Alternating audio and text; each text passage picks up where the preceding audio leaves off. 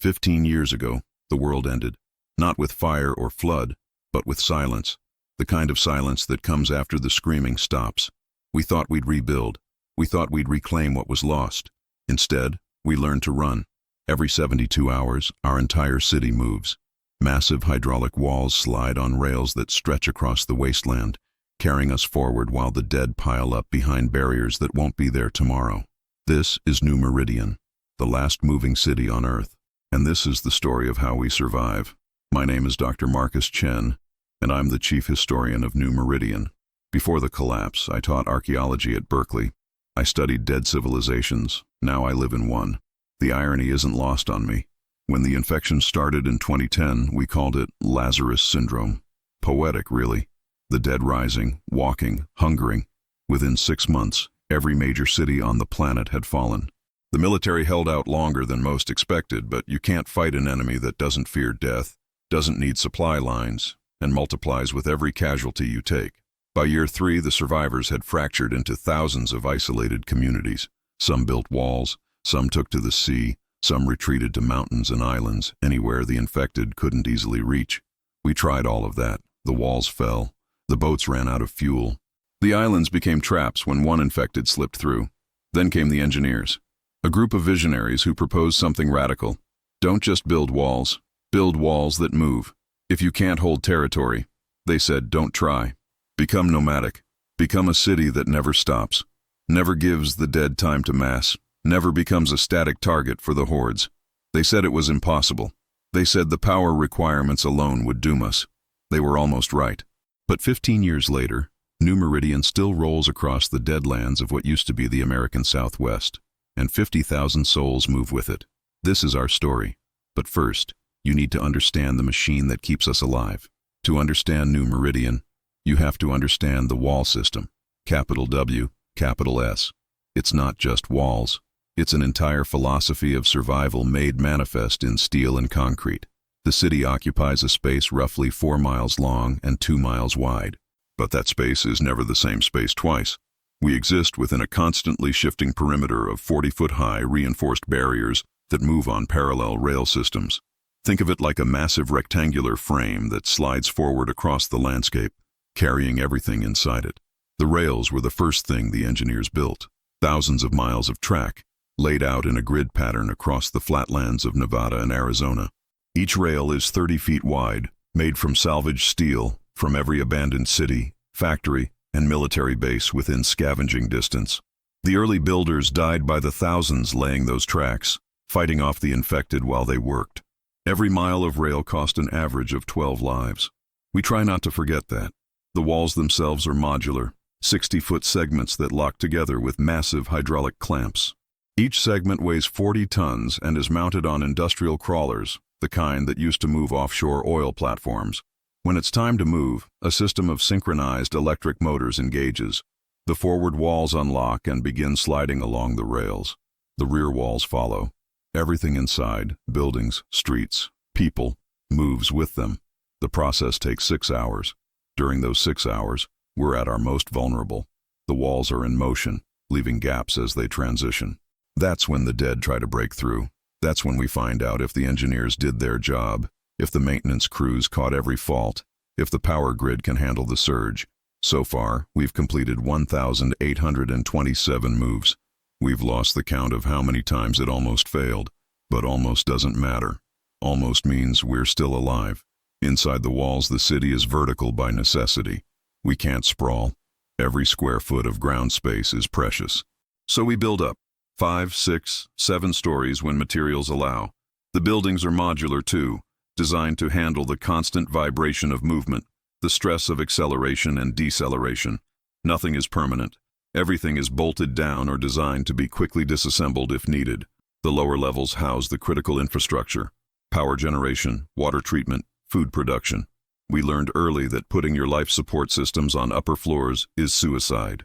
If a building collapses, you want your water purification plant to be salvageable. The middle levels are residential. Apartment blocks where families live in spaces that would have been considered closets before the fall. The upper levels are lookout posts, sniper nests, communications arrays, eyes that never stop watching the horizon for the next horde. Power is our greatest challenge and our most closely guarded secret. The wall system runs on a combination of solar arrays, salvaged diesel generators, and something the engineers call the kinetic recovery system. As the walls move, they generate power through regenerative braking, the same principle that electric cars used to use. The movement that keeps us alive also keeps us powered. It's elegant. It's barely enough. We supplement with solar panels on every roof, every available surface. The sun beats down on us in the desert, and we drink every photon we can capture. On cloudy days, we ration. On storm days, we pray the diesel reserves will carry us through. We've had 3 brownouts in 15 years. During the last one, the walls stopped moving for 40 minutes. By the time power was restored, we'd lost 16 people to infected that slipped through the gaps. Now we maintain a 30% power reserve at all times, no exceptions, even if it means people go hungry. The rails extend in every direction, a vast grid covering thousands of square miles. We plot our course months in advance, moving in patterns designed to avoid areas where the infected concentrate, to pass through zones where scavenging teams have identified resources, to never, ever become predictable. The dead aren't smart, but they're persistent. If they learn our patterns, they'll be waiting. Every 3 days, we move. Every 3 days, the entire city packs up what needs packing, secures what needs securing, and trusts that when those walls start rolling, they'll keep rolling until we reach safe ground.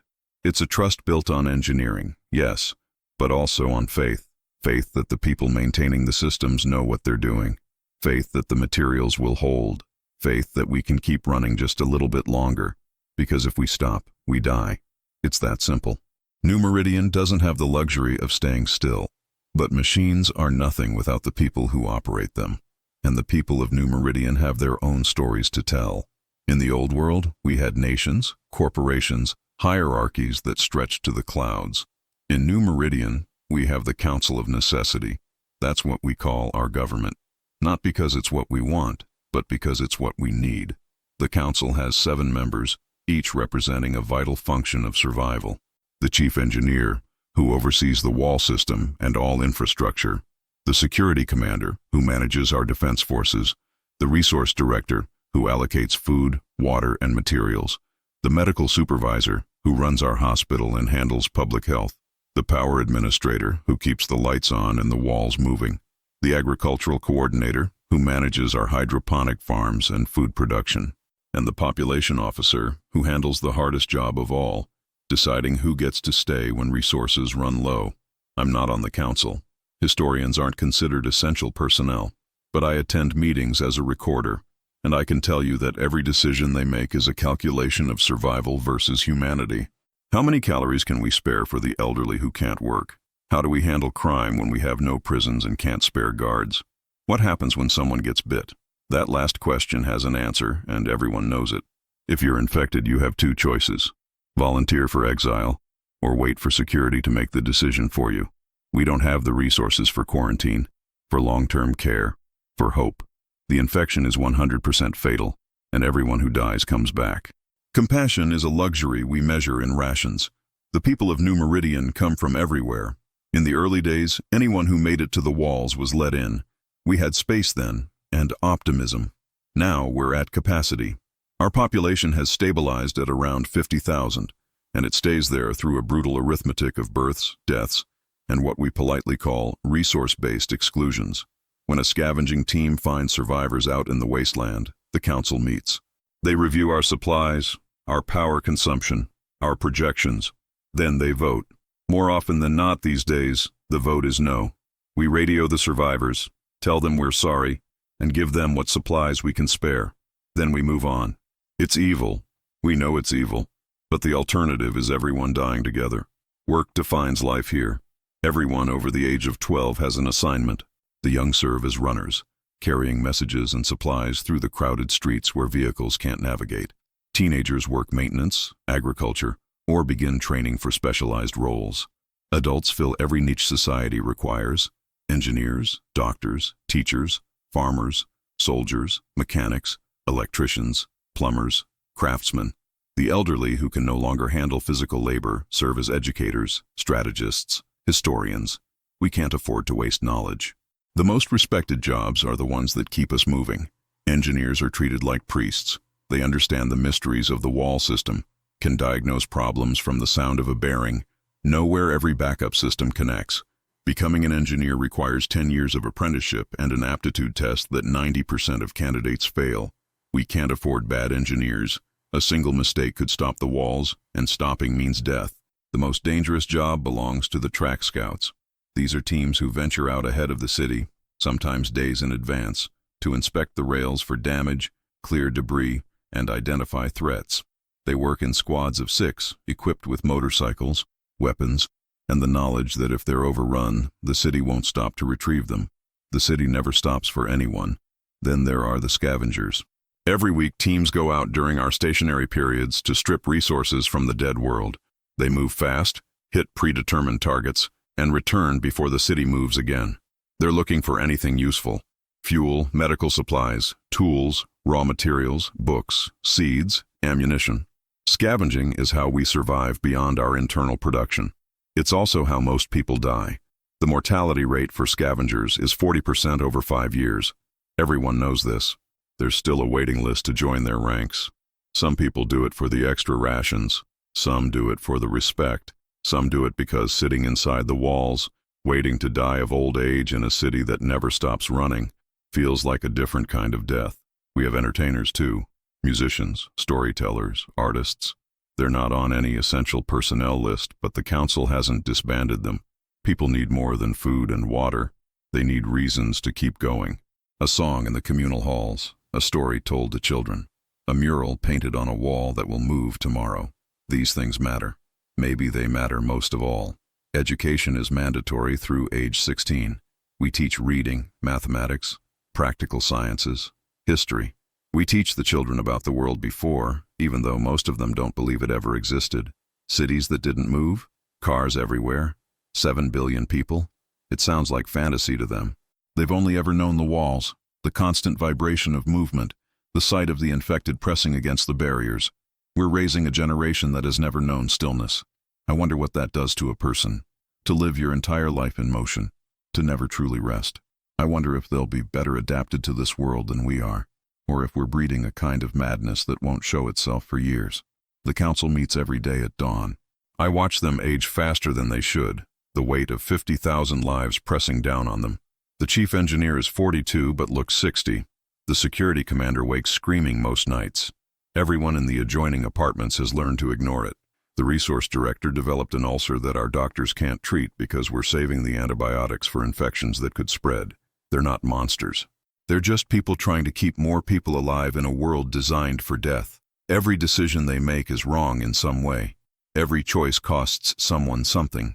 But they make the decisions anyway, because someone has to, and they're the ones who are willing to carry that burden.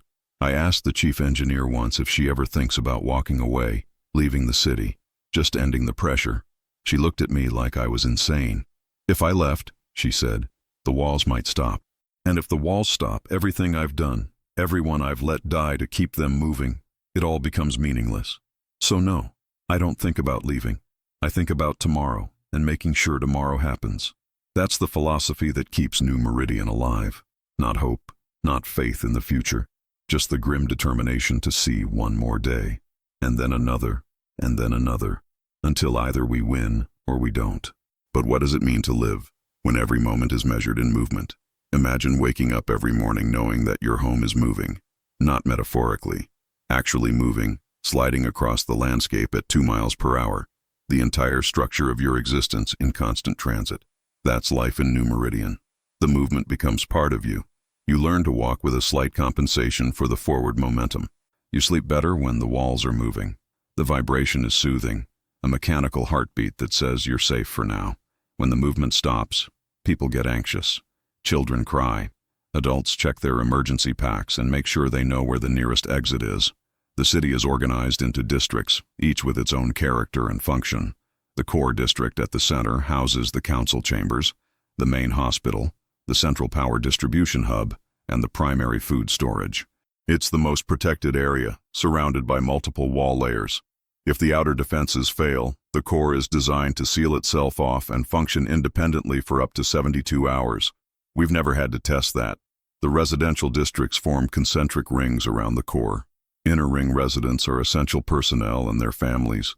Teachers, doctors, engineers, council members. They get larger living spaces, better rations, first priority for medical care. It's not fair, but fairness is another luxury we can't afford. We need these people healthy and functional, so we treat them better. Everyone understands this. Understanding doesn't make it easier to accept. Middle ring is where most people live. Apartments measuring 8 by 10 feet for individuals, 12 by 12 for families with children. Shared bathrooms, communal kitchens, hallways so narrow you have to turn sideways when someone passes. The walls are thin. You hear everything. Fights, celebrations, sickness, death. Privacy is a myth here, a concept from the old world that died along with everything else. Outer ring residents are the newest arrivals, those who haven't earned inner positions yet, or those who've been demoted for infractions. Their housing backs directly against the outer walls. They hear the dead at night, clawing, moaning, the endless patience of corpses that don't tire, don't sleep, don't stop. Outer ring residents develop a particular look after a few months. Hollow-eyed, jumpy, aged beyond their years. It's why everyone fights to move inward, to get just one more layer of steel and distance between themselves and the infected. Food is the constant obsession. We run hydroponic farms on every available rooftop and in converted ground floor spaces. Lettuce, tomatoes, beans, herbs. We raise fish in recirculating tanks, producing protein with minimal water waste. We have chicken coops, carefully managed to provide eggs and occasional meat. But it's never enough. Never close to enough. The average ration is 1,200 calories a day for adults, more for children and pregnant women, less for the elderly. It's enough to survive, but not to thrive. People are thin here, not starving, but always hungry, always thinking about the next meal. The black market trades in extra food more than anything else. A fresh tomato can buy you almost anything. A real egg? That's wealth. We supplement through scavenging, bringing in canned goods, dried foods, anything preserved from the old world. But those supplies are finite and dwindling. Every year, the scavengers have to range farther to find untouched stores. Eventually, probably within our lifetimes, there won't be any old world food left. Then we'll survive entirely on what we can produce internally. The agricultural coordinator says we're not ready for that. She says we need at least 30% more growing space. The chief engineer says there's no room to expand. So we exist in that tension, knowing the crisis is coming but unable to prevent it. Water is less critical but still carefully managed. We have condensation collectors that pull moisture from the air, filtration systems that recycle wastewater into potable drinking water, and storage tanks that hold a 3-day emergency supply. Every drop is accounted for. 5-minute showers twice a week. Laundry is communal and rationed. People smell here. You get used to it. Children are taught from an early age about resource conservation. Don't waste food.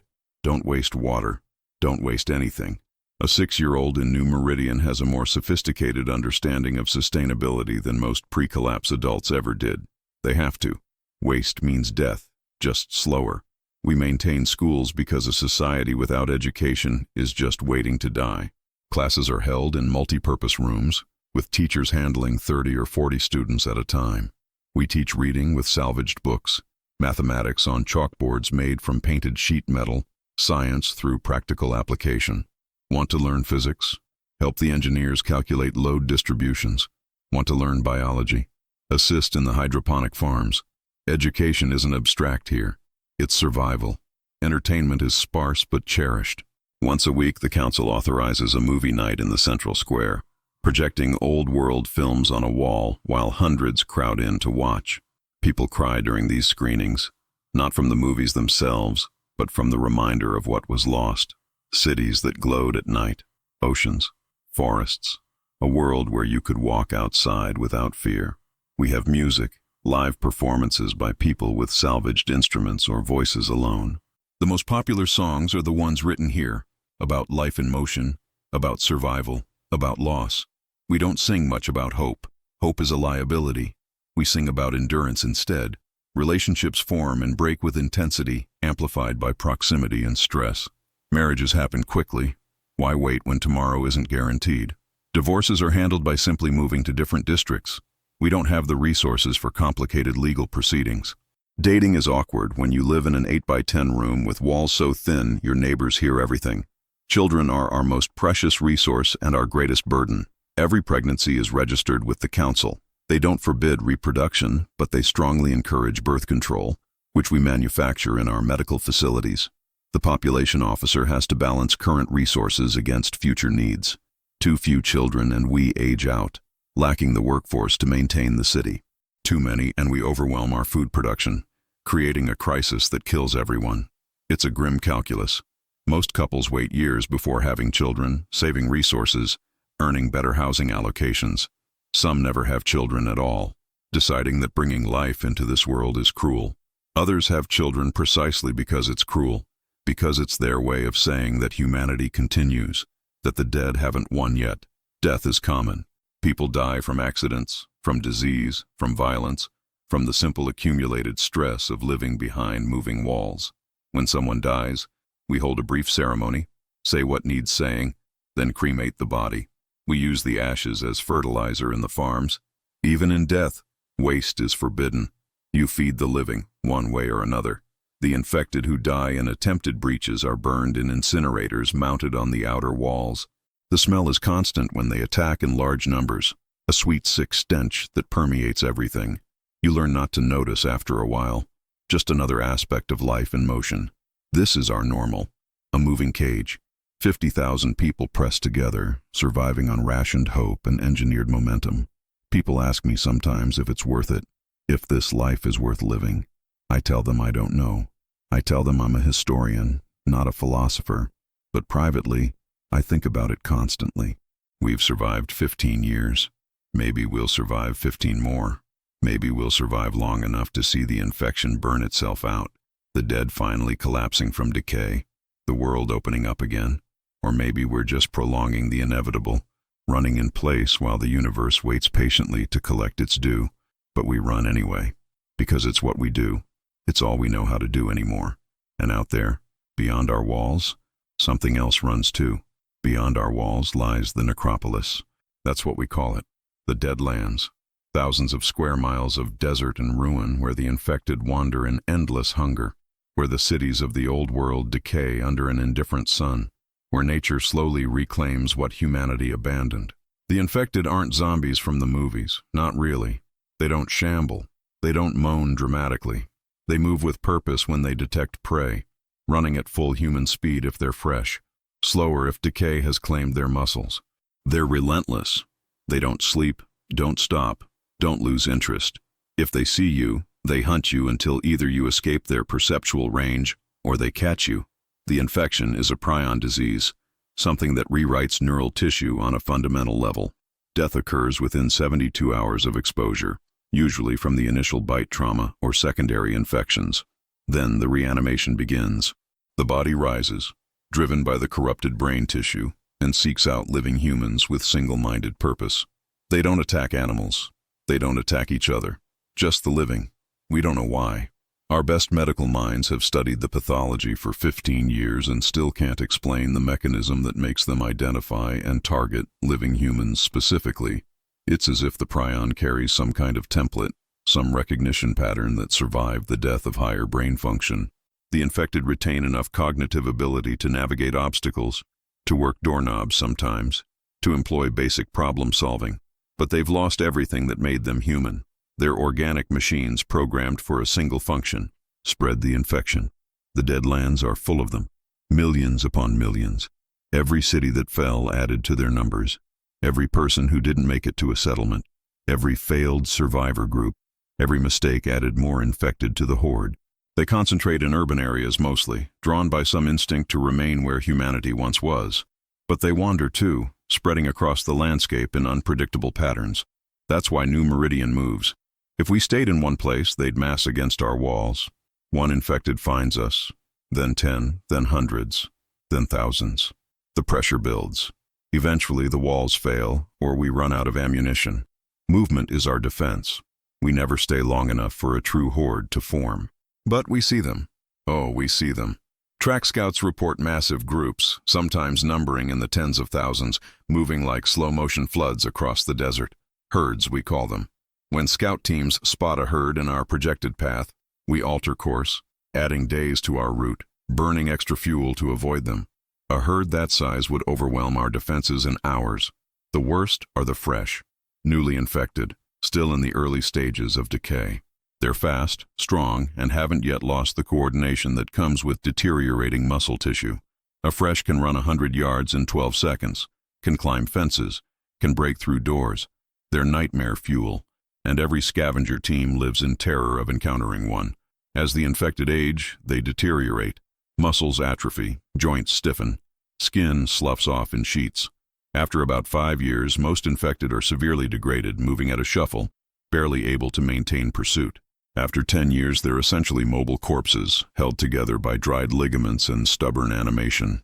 These ancients are dangerous only in numbers, when they pile up against barriers and create ramps of their own bodies for fresh infected to climb. We've learned their patterns. Infected are less active at night, their deteriorated vision making prey detection harder. They're drawn to sound, to movement, to the heat signatures of living bodies. They can survive without feeding indefinitely. The infection doesn't require them to eat, only to spread. But they do eat when they catch prey, tearing into flesh with broken teeth and ragged nails, driven by instinct, even though they lack digestive function. The ecology of the dead lands has transformed. Without humans maintaining them, cities crumble. Vegetation overtakes streets. Animals reclaim territories. We've seen packs of feral dogs roaming urban ruins, coyotes hunting in malls, birds nesting in skyscrapers. The animals learned quickly that the infected ignore them. They've adapted. Life finds a way. But it's not a human world anymore. The ruins are tombs. Every city is a memorial to what we lost. Scavenger teams report scenes of frozen horror, skeletal remains still seated at dinner tables, mummified corpses in cars that ran out of gas on jammed highways, playgrounds full of small bones. The infected don't eat their victims entirely. They bite, infect, and move on. So the deadlands are full of the evidence of how the world ended. Plants grow unchecked. We've seen buildings completely covered in vines, their facades transformed into vertical gardens. Ponds form where drainage systems have failed. Small forests emerge in parks and golf courses. If humans disappeared entirely, in 100 years you'd barely know we were here. Nature is patient. It can wait for us to finish dying. The weather has become more extreme. Without human intervention, climate shifts accelerate. Storms are stronger, droughts longer, temperature swings more violent. We navigate through this chaos, plotting courses that avoid flood zones and areas where heat reaches lethal levels. The planet is rebalancing, and it doesn't care if we survive the process. Occasionally, scavenger teams report signs of other survivors, radio signals, smoke from distant fires, fortified positions. We investigate when we can, make contact when possible. Most other groups are small, 20 or 30 people holding a defensible location, surviving on stored supplies and rainwater. We offer them sanctuary in New Meridian. Most refuse. They've built something, they say. They can't abandon it. We usually find their settlements overrun on a return pass 6 months later. There are rumors of other moving cities, other groups who adopted our philosophy. The council maintains radio operators who sweep frequencies constantly, listening for signals. Sometimes they hear them, fragments of transmissions, coordinates, calls for help that end abruptly. We've never found another city like ours. Either they failed or they're far enough away that contact is impossible. The Deadlands hold secrets we may never uncover. Government facilities we don't have the manpower to investigate. Military bases that might contain weapons or supplies. Research centers that could hold information about the infection's origin. The Council occasionally authorizes extended missions to high-value targets, but the risk is immense. Most teams don't return. I went on a scavenging run once, early in New Meridian's history. I wanted to see the Deadlands firsthand, to understand what we're surviving against. We entered the ruins of Phoenix, moving through streets choked with abandoned cars and wind-blown debris. The silence was absolute. No birds, no insects, just the whisper of wind through broken windows. We found them in a shopping mall, hundreds of infected wandering the corridors in aimless patterns. Some looked almost human still, just pale and expressionless. Others were walking corpses, desiccated and skeletal. They turned toward us in perfect synchronization, and we ran. I've never run like that before or since. Pure terror propelling me forward while dead footsteps echoed behind us. We made it out. 2 team members didn't. I stayed behind the walls after that. Let the braver souls venture into the necropolis. I'll document their reports, preserve their memories when they don't come back. The dead lands are growing. Every year, decay claims more infrastructure. Buildings collapse. Roads break apart. The works of humanity crumble while the infected persist, animated by a disease that refuses to burn itself out. We thought time would solve our problem, that eventually the infected would decay into immobility. We were wrong. New infections occur whenever survivors fall. The cycle perpetuates itself. So we run. We keep moving through a world that belongs to the dead, carving out a path through the ruins, survivors in motion through a still graveyard. The infected watch us pass, their dead eyes tracking our walls, and we know that if we stumble, if we falter, they'll be waiting. They're always waiting. But the infected aren't the only threat we face. Sometimes, the greatest danger comes from within. I understand the urge. Some mornings I wake to the vibration of moving walls and think about how easy it would be to walk out during a movement cycle, to simply step through a gap and let the infected solve the problem of my existence. Then I remember that I'm the historian. Someone has to document this. Someone has to bear witness to what we're doing, what we're becoming. The children growing up in New Meridian concern me most. They've never known safety, never experienced the luxury of carelessness. They're hyper-vigilant, constantly scanning for threats, unable to relax even in secure areas. They play quietly because loud noises draw attention. They hoard food in secret stashes because they've learned that hunger is always one crisis away. We're raising a generation shaped by trauma and scarcity. They're tough, adaptable, and probably better suited to this world than we are. But they're also missing something essential: joy, spontaneity, the ability to imagine a future beyond mere survival. When I ask children what they want to be when they grow up, they don't say astronaut or artist or explorer. They say engineer or scavenger or security officer.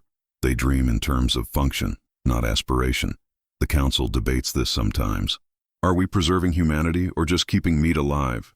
Is survival enough, or do we need to maintain the things that make life worth living? The chief engineer argues we're in triage mode, that we focus on survival now and rebuild culture later. The medical supervisor counters that without culture, without meaning, we're just sophisticated animals waiting to die.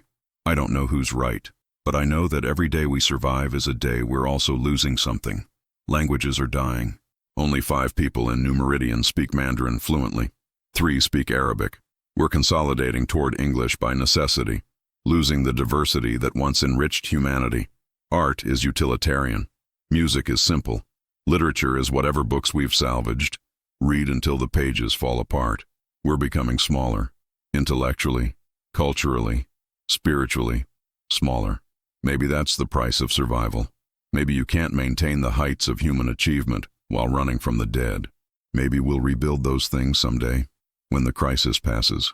If the crisis passes, there are moral lines we haven't crossed yet, and I'm terrified of the day we will. We don't practice cannibalism. We don't force reproduction. We don't experiment on living subjects.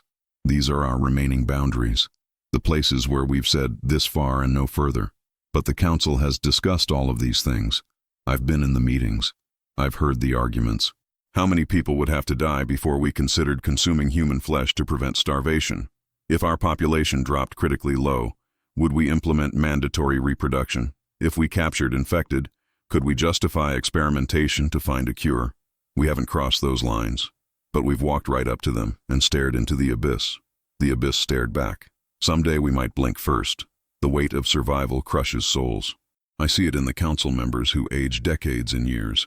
I see it in parents who hold their children and wonder if they've doomed them to a life of suffering. I see it in the elderly who stop eating, who give up their rations voluntarily because they've decided the young deserve their share more. Every person in New Meridian carries a burden of guilt. Guilt for surviving when others didn't. Guilt for the compromises we've made.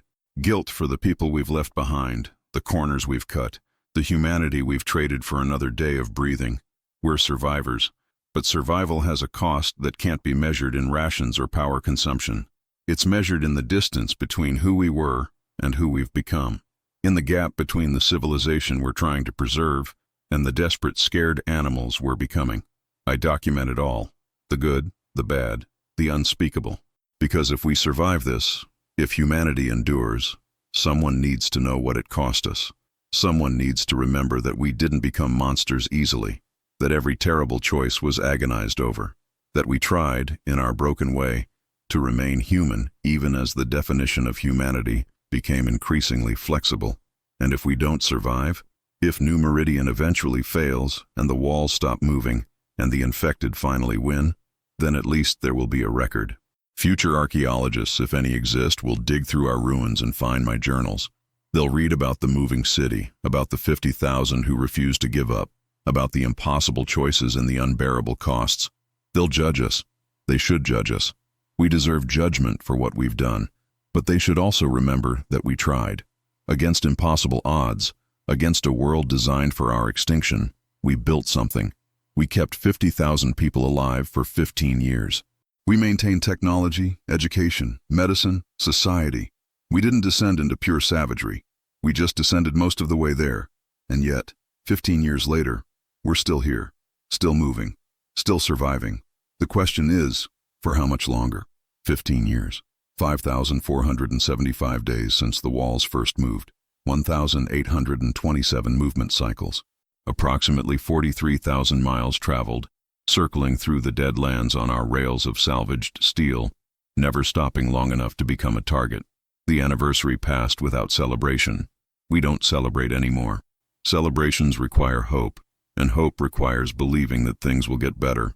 We've learned not to believe that, but we've also learned not to give up. There's a difference. The city has changed over 15 years.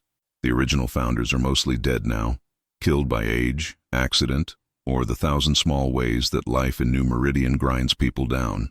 The current council consists of people who were children when the walls first moved. They don't remember the old world clearly. They don't carry the same grief we do for what was lost. They're more practical, more ruthless, more adapted to this reality. I'm not sure if that's better or worse. Our technology has evolved. The wall system is more efficient now, incorporating improvements learned through brutal experience. We've developed better weapons, more effective farming techniques, superior water recycling. We've become experts in the science of survival, but our knowledge is also narrowing. We're losing expertise in fields that don't directly support survival. No one studies astronomy anymore. Philosophy is dead. Pure mathematics exists only to serve engineering. We're becoming a civilization of specialists in not dying, forgetting everything that once made human knowledge vast and beautiful. The rails extend farther now. Every year, construction crews venture out to lay new track, expanding our potential range. It's dangerous work, but it's also hopeful in a way. New rails mean new territory, new scavenging opportunities, new paths away from danger. As long as we're building rails, we're planning for a future. The infection hasn't weakened. That's the hard truth we've had to accept. The infected from 15 years ago are mostly deteriorated, shambling wrecks that pose minimal threat individually. But new infections continue. Survivor groups fall. People get careless. The fresh infected replace the degraded ones, maintaining a constant population of the dead. We're not winning. We're just not losing yet. There are contingency plans for when New Meridian fails. The council doesn't publicize them, but I know they exist. Plans for evacuating essential personnel to remote locations. Sealed caches of supplies and equipment placed along the rails. Radio protocols for survivors to find each other if the city falls. We're planning our own disaster, acknowledging that this can't last forever. Maybe nothing lasts forever. Maybe 15 years is already a miracle. I think about the future sometimes, what it might hold if we survive. Will the infection eventually burn out? Will the infected finally decay beyond animation? Will humanity rebuild, rising from settlements like New Meridian to reclaim the world? Or will we decline slowly, our population shrinking as resources dwindle, until one day there aren't enough people left to maintain the walls, and the city stops moving, and the infected finally claim their prize? Both futures seem possible. Neither seems likely. More probably, we'll continue as we are, running in place, surviving but not thriving, maintaining a fragile equilibrium between extinction and existence. We'll raise children who will raise children, passing down the knowledge of the wall system, the techniques of survival, the burden of consciousness in a dead world. We'll become myths to ourselves. The grandchildren of New Meridian won't believe stories of the old world. 7 billion people? Impossible. Cities that stood still? Absurd. A world without infected? Fantasy. They'll think we're telling fairy tales, making up legends to comfort ourselves. Maybe that's fine. Maybe forgetting is a gift. Maybe the children who never knew what was lost will be happier than those of us who remember. I've started training my replacement. A young woman named Elena, 23 years old, who wants to be the historian after I'm gone. She asks me questions I can't answer. Why do we document this? Who will read it? What's the point of preserving the past when the present is so desperate and the future so uncertain? I tell her that documentation is an act of faith. We record because we believe that knowledge has value, that truth matters, that someday someone will care about what we endured. I tell her that history is how humanity talks to itself across time, how we learn from the past, how we avoid repeating mistakes. She looks at me skeptically. We're surviving, she says. Isn't that enough? Maybe it is. Maybe survival is sufficient justification for existence. Maybe in a world like ours, asking for meaning beyond continued breathing is greedy. But I don't believe that. Can't believe that. Because if survival is the only point, if we're just biological machines programmed to persist, then what separates us from the infected? They survive too, after a fashion. They persist, animate, continue. We have to be more than that. We have to maintain something beyond mere function. Art, culture, knowledge, compassion. The things that make us human rather than just alive. That's why I document. That's why Elena will document after me. Not because it helps us survive, but because it helps us remain worth surviving. The walls move constantly, and we move with them. 50,000 people in a traveling cage crossing a landscape of ruin and death, refusing to stop because stopping means dying. We're not heroes. We're not villains. We're just people, trying to remain people, fighting every day against a world that wants us dead, and the compromises that threaten to kill what we're fighting for. 15 years. It feels like forever. It feels like nothing. Time has become strange in New Meridian, compressed and expanded simultaneously. Days blend together. Years pass in moments. We mark time by movement cycles, not months or seasons, but we mark it. We count. We remember. Because remembering is human. Because counting means we believe there's something worth measuring. Because marking time implies a future where that time will matter. Last night I climbed to the highest observation post, watching the sunset paint the dead lands in shades of red and gold. The beauty was almost painful, a reminder that the world continues, indifferent to our suffering or survival. I could see them in the distance, the infected, hundreds, maybe thousands, drawn by our movement but unable to catch us. They shambled and ran and crawled, reaching toward the city with desperate hunger, never stopping, never succeeding. We're like them in a way. We don't stop either. Can't stop. We move because movement is life, and stillness is death. And the difference between us and them is measured in consciousness and choice, and the thin margin of velocity that keeps us just ahead of oblivion. The walls hummed beneath my feet, the vibration of machinery and purpose, the heartbeat of a city that refuses to die. I stayed there until full dark, watching stars emerge in a sky unpolluted by human light, and thought about all the people who died so we could see one more sunset. All the compromises made, all the humanity lost. Then I climbed down and returned to my apartment to document another day. Because documentation is hope, in its way. Hope that tomorrow exists. Hope that someone will read this. Hope that survival means something more than just not dying yet. Tomorrow, we'll move again. The walls will slide forward on their rails, carrying us deeper into the wasteland, or back through territory we've crossed before. It doesn't really matter where. Movement is the point. Continuation. Persistence.